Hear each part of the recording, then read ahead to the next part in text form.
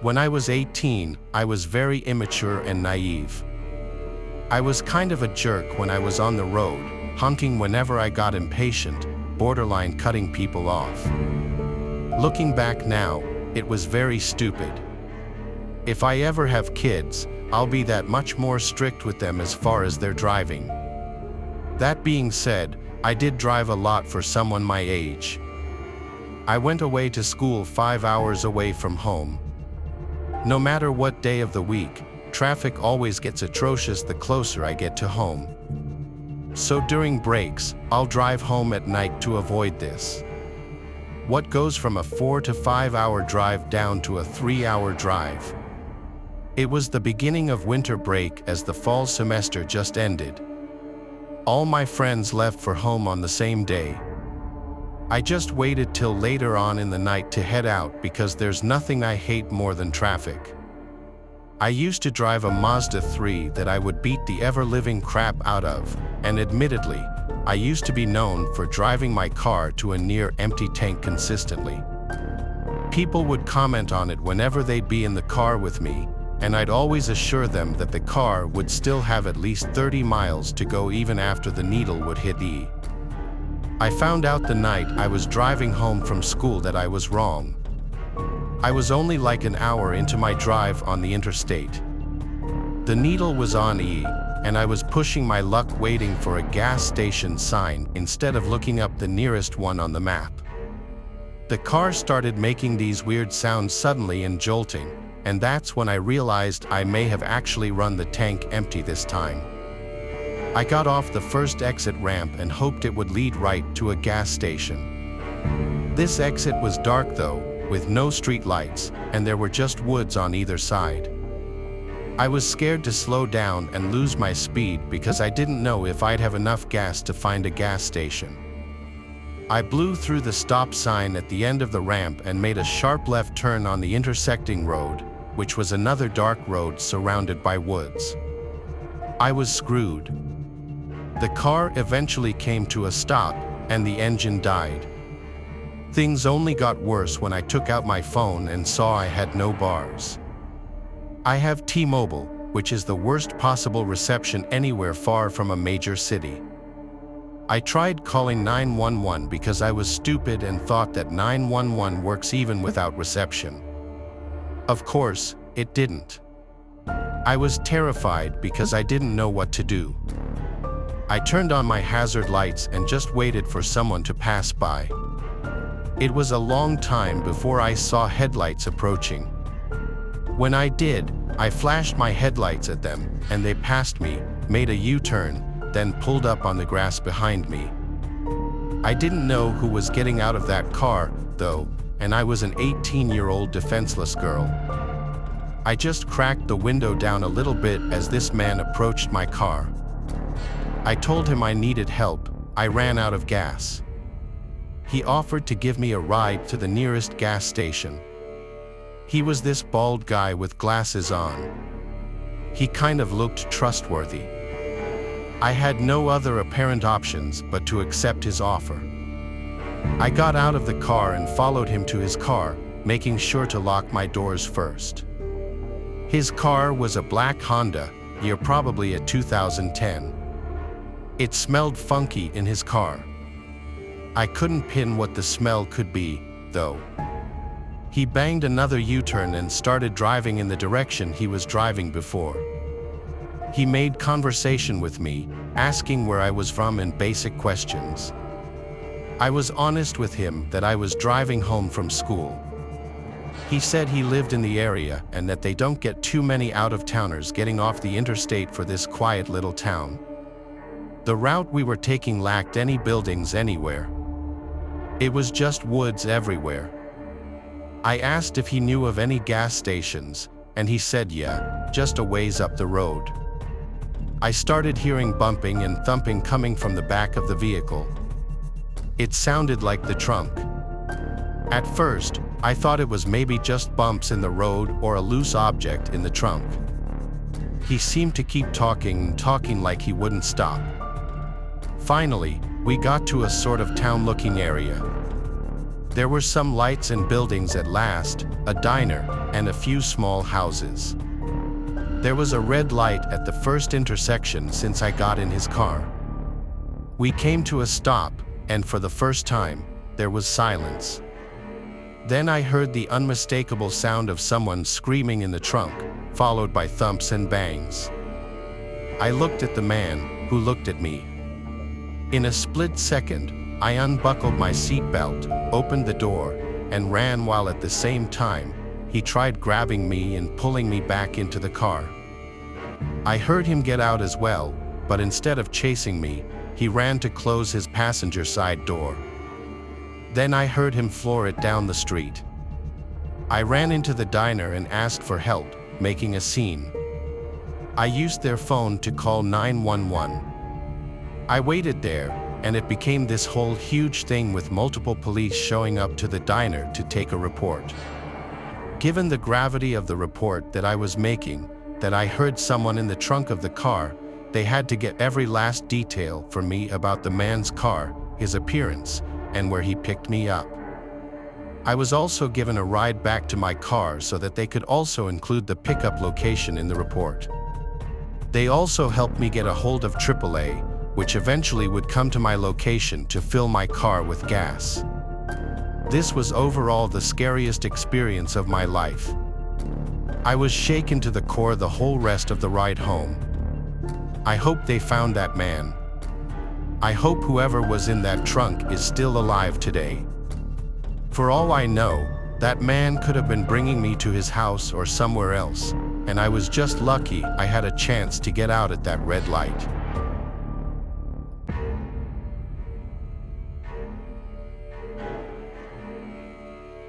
Our first story takes place under the unforgiving glare of the desert sun.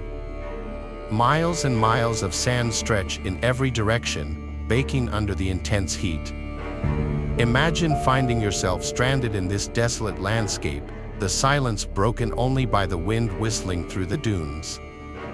This is the nightmare that became a reality for one unfortunate traveler.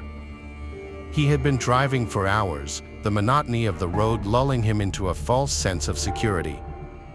He had ignored the gas gauge, its needle dipping dangerously low, too focused on reaching his destination.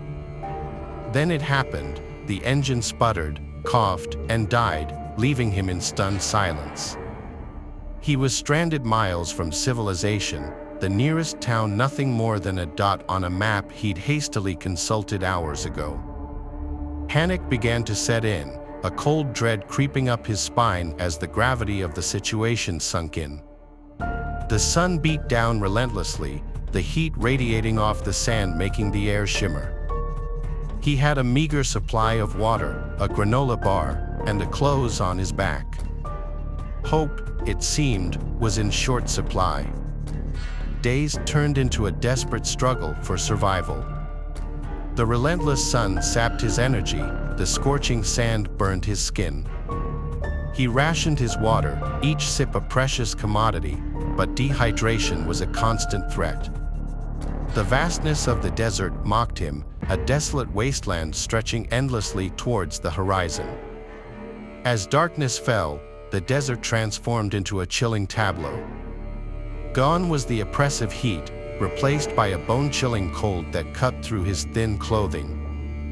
The silence was broken only by the howl of the wind, a mournful sound that echoed his growing despair. He huddled in his car, a meager shelter against the elements, with fear as his only companion. Days turned into nights, each one blurring into the next, a terrifying cycle of scorching days and freezing nights. His hope dwindled with each passing hour, replaced by a gnawing fear that he wouldn't make it out alive. He had become a prisoner of the desert, trapped in a desolate wasteland with no escape. One day, while stumbling through the sand, his vision blurred from dehydration, he spotted something in the distance. Was it a mirage, a cruel trick of his exhausted mind? As he stumbled closer, his heart pounding in his chest, he realized with a surge of hope that it was a road, a ribbon of asphalt cutting through the desolate landscape. With renewed determination, he dragged his weary body towards the road, each step a victory against the relentless grip of the desert. As he finally reached the roadside, he collapsed, his body spent, his spirit broken but not extinguished. He had escaped the clutches of the desert, a survivor of a terrifying ordeal. His story serves as a chilling reminder of the unforgiving nature of the desert, a place where running out of gas can be a matter of life and death. It's a testament to the resilience of the human spirit and the will to survive, even in the face of overwhelming odds.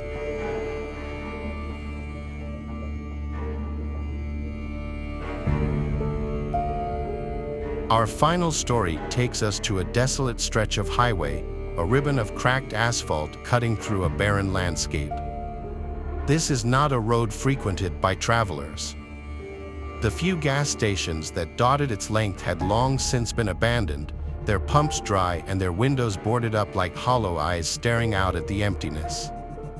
A young couple, eager for a weekend getaway, found themselves stranded on this forgotten highway.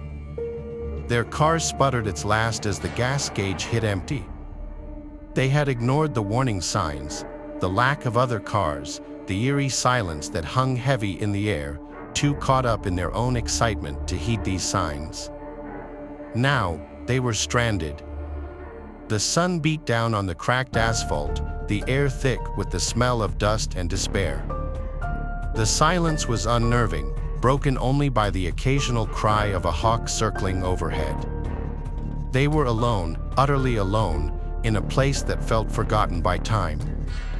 They decided to walk, hoping to find help, a glimmer of hope in this desolate landscape. Mile after mile, they walked, the sun beating down on them relentlessly. Their throats were parched, their energy draining with each step. The highway stretched out before them, an endless ribbon of asphalt leading nowhere. As they walked, they noticed something strange, cars abandoned on the roadside, seemingly frozen in time. Some were old and rusted, others surprisingly new, their paint still gleaming under the harsh sun. Each car was eerily empty, their interiors undisturbed, as if their occupants had vanished into thin air. Fear, primal and instinctive, began to creep into their hearts. The silence of the highway was no longer just unnerving, it was oppressive, heavy with an unseen menace. They quickened their pace, their eyes darting nervously at the abandoned vehicles, their minds conjuring up terrifying scenarios. As dusk approached, casting long eerie shadows across the highway, they stumbled upon a small town. Relief washed over them, a beacon of civilization in this desolate wasteland.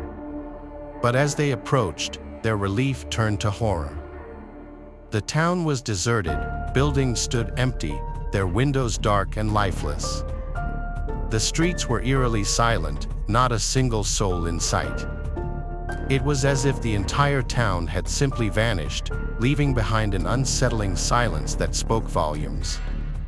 They pressed on, desperation fueling their steps, their senses on high alert and their hearts pounding in their chests.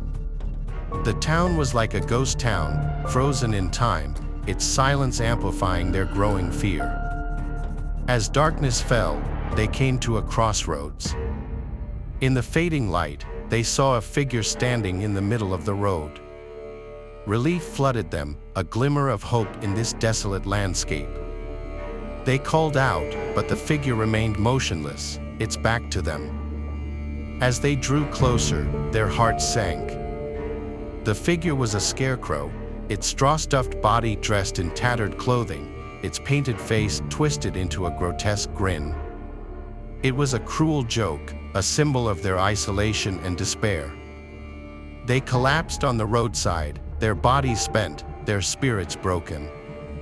They were trapped in a nightmare, a desolate highway populated by abandoned cars and ghost towns. Their hope, once a flickering flame, now threatened to be extinguished by overwhelming despair.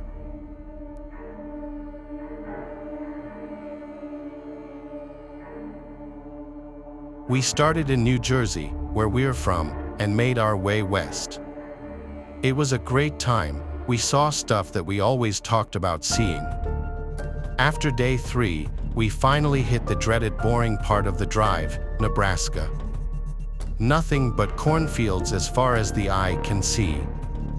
It was about 6:30 p.m., and the sun was starting to set. I looked at the gas gauge, and it read 1/4 of a tank. I told my buddy we should start looking for a gas station.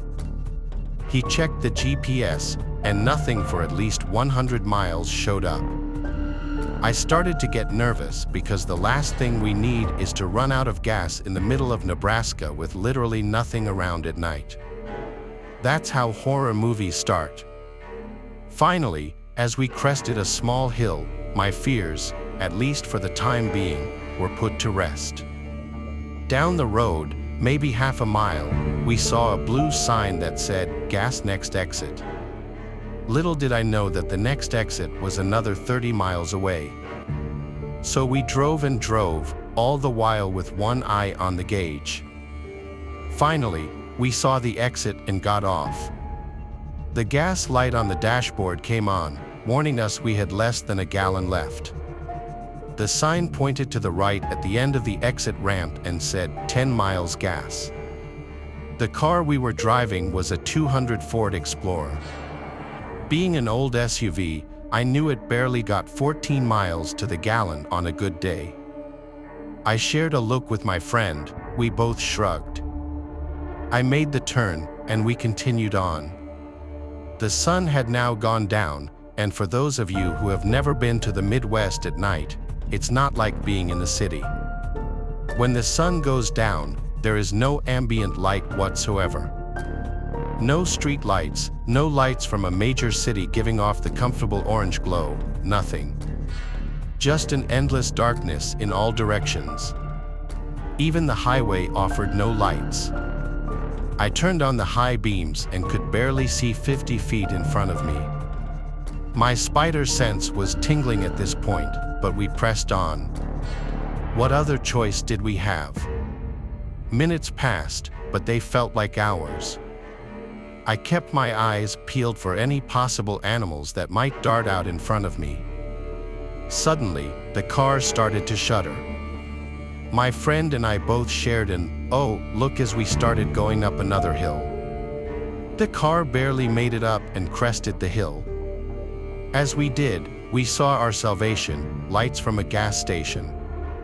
If I had only known what was going to happen next, I would have gotten out of the car and run back to the interstate. We rolled down the hill and entered what I can only describe as a ghost town. There were buildings, shops, and houses, every single one of them boarded up. There was one exception, a church sat opposite the station. One of those old ones you would usually see in New York or Paris. It appeared to be sandstone with a huge steeple. It looked like it was brand new, with a nicely manicured lawn and a huge red wooden door. The stained glass windows that lined the outside had pictures telling a story.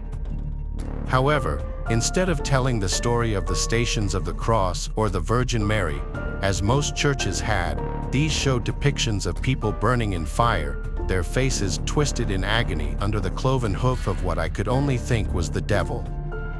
The hair on the back of my neck stood up.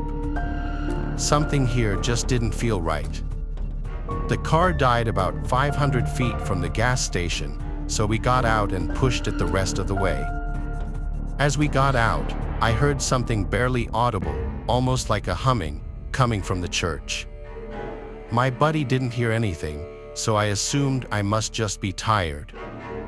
The pump was new, with one of the credit card readers, which struck me as odd, considering everything else in this town, save the church, looked like it hadn't had anyone living in it for at least 30 years.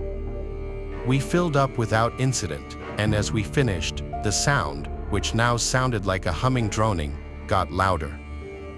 We got back into the car and left. The road we came in on was a one-way, so the only way out was to go further into the town and hopefully find a road that led back to the interstate. As we drove, we saw more light being reflected off the buildings. We pulled into a town square where there was a huge stage and hundreds of chairs set up for what looked like a concert of some sort. The light was coming from a bonfire in the center of the audience area. As we pulled further into the square, we could see a guy playing music for no one. There wasn't one person in any of the seats. I used to work in the music industry. I know a sound check when I see one. Usually, that happens before the concert, so a musician can check his or her sound with the guy running the soundboard. With no one around, this was not it. He was covered in sweat, screaming his music and playing almost like his life depended on it. We came to a T intersection and a stop sign. We had the windows down because it was summer and we were trying to save gas by not using the AC. The droning humming I heard had gotten louder. It was almost like it was in my head, beating my brain. Now it sounded like it was coming from the buildings themselves. It got louder and louder. The guy playing music screamed even louder, almost like he was fighting the sound. Then a whole lot of things happened at once. The humming reached fever pitch and then stopped abruptly. The bonfire went out. The guy on stage stopped playing. Down on the right of the road, which looked like it was the only way back to the highway, came a mob of people with pitchforks, boards, rocks, and one guy had what looked like a samurai sword. Looking back now, I remember thinking it strange that no one had a gun considering where we were. They came running towards us, screaming and waving their weapons. My buddy and I covered our heads in anticipation of the beating of our lives. They started pounding on the car, even going so far as to break one of the little windows in the back seat.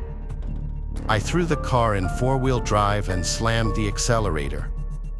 The car lurched forward, plastering a few people onto the windshield, but ultimately we broke through the mob. The ones who weren't knocked down from the impact of the car started storming the stage. They jumped onto it and started assaulting the musician with their weapons, his screams echoing off the derelict buildings. I didn't waste any time. I slammed on the gas pedal, cut the wheel, and sped out down the road to the right, the whole time with my friend screaming obscenities. We got back to the highway and drove for another 30 miles until we hit our destination for the night, where our hotel was. We got into our room, trying to make sense of what we had just seen. As I put my bags down, I looked at my friend and he looked at me. We both agreed to go to the police in the morning, as it was now about 3 a.m.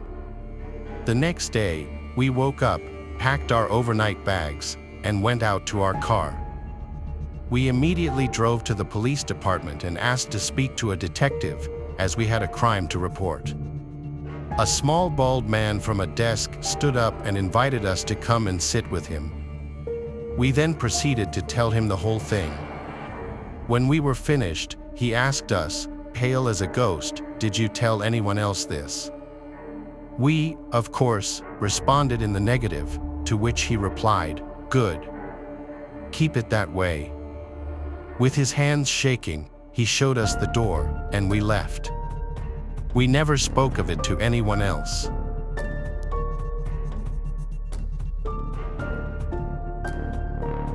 Thanks for watching the video. Subscribe to the channel and turn on notifications to watch the latest videos.